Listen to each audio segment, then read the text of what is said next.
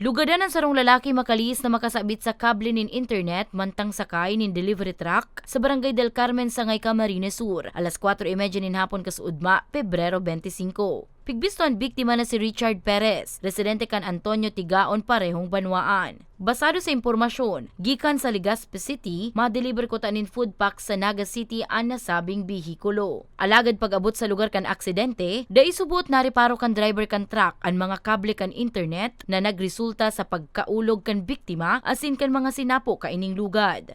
Sinabi kang responder may sa breast, digdi sa ribs po, medyo vital. So yung pigmamati niya po digdi sa ribs, tapos sa payo, din sa legs. Nang na-record kang NDR na medyo tama digdi kan pasyente. Sa presente, pigbubulong pa ang biktima sa Bicol Medical Center sa nasabing syudad. BMC po pinadala po ini. Ang responder po hanggang lang po sa infirmary, and infirmary transport naman po pasirin sa BMC, ma'am. So mayo na po kami kanin ma'am na update kasi police matter na po siya. So duman na po siguro kita anong informasyon o duman sa urulay kay po, ma'am.